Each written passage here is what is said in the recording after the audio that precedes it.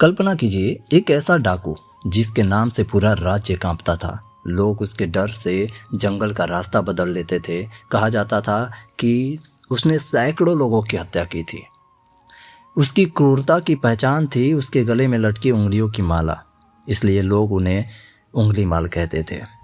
लेकिन क्या आप जानते हैं, एक दिन इसी खूंखार हत्यारे का सामना भगवान बुद्ध से हुआ और उस मुलाकात ने इतिहास बदल दिया।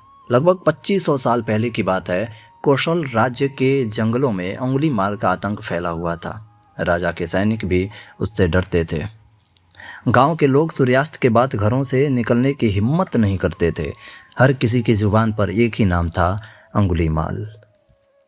लेकिन भगवान बुद्ध ने जब उसके बारे में सुना तो उन्होंने एक ऐसा निर्णय लिया जिसने सभी को हैरान कर दिया। उन्होंने अकेले ही उस जंगल में जाने का निश्चय किया। शिष्यों ने उन्हें रोकने की कोशिश की। उन्होंने कहा, गुरुदेव, वह व्यक्ति निर्दयी हत्यारा है, वह आपको भी नहीं छोड़ेगा। लेकिन बुद्ध शांत रहे। उन्होंने केवल इतना कहा, जिसके भीतर अंधकार है उसे प्रकाश की सबसे अधिक आवश्यकता होती है। बुद्ध जंगल की ओर चल पड़े। कुछ देर बाद अंगुलीमाल की नज़र उन पर पड़ी। उसने सोचा, यह कौन मूर्ख है जो मेरे जंगल में अकेला चला आ रहा है। वह तलवार लेकर बुद्ध की ओर दौड़ा। लेकिन एक अजीब बात हुई, वह जितना तेज दौड़ता बुद्ध उतनी ही शांति से चलते रहते। फिर भी वह उन्हें पकड़ नहीं पा रहा था। आखिरकार अंगुलीमाल चिल्लाया, रुको साधु। तब बुद्ध रुके और बोले, मैं तो रुक चुका हूँ अंगुलीमाल, अब तुम्हें रुकना है। अंगुलीमाल हैरान रह गया। उसने पूछा, तुम चल रहे हो, फिर कहते हो कि रुक रहे हो। बुद्ध बोले, मैं हिंसा, क्रोध और घृणा से रुक चुका हूँ, लेकिन तुम अभी भी इनके पीछे भाग रहे हो, इसलिए वास्तव में तुम्हें रुकना है। ये शब्द सीधे अंगुलीमाल के हृदय में उतर गए। पहली बार किसी ने उससे डर कर नहीं बल्कि प्रेम और करुणा से बात की थी।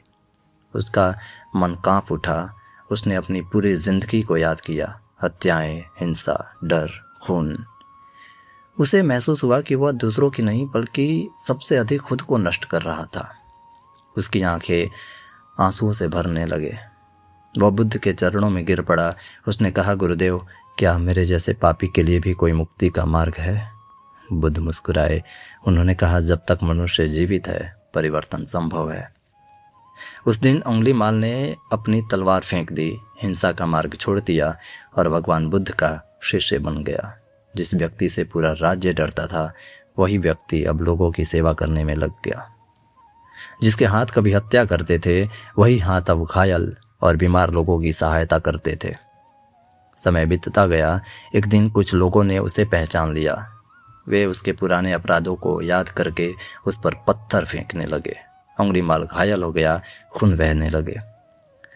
वह बुद्ध के पास पहुंचा। बुद्ध ने उसे देखकर कहा, धैर्य रखो, तुम अपने पुराने कर्मों का फल भुगत रहे हो, लेकिन अब तुम नए कर्मों से अपना भविष्य बदल रहे हो। अंगुलीमाल ने बिना शिकायत किए सब सहन किया, क्योंकि अब वह समझ चुका था कि सच्ची शक्ति तलवार में नहीं बल्कि आत्म परिवर्तन में होती है। इस कहानी की सबसे बड़ी सीख यही है, कोई भी व्यक्ति इतना बुरा नहीं होता कि वह बदल न सके, और कोई भी गलती इतनी बड़ी नहीं होती कि पश्चाताप से और सही कर्मों से उसका मार्ग न बदला जा सके। भगवान बुद्ध ने दुनिया को यह सिखाया कि घृणा को घृणा से नहीं बल्कि प्रेम और करुणा से जीता जा सकता है। और कभी कभी एक इंसान की जिंदगी बदलने के लिए केवल एक सही वाक्य ही काफ़ी होता है। मैं तो रुक चुका हूँ, अब तुम्हें रुकना है। यही बुद्ध की करुणा थी, यही उनकी शक्ति थी और यही उनकी अमर शिक्षा थी। नमो बुद्धाय।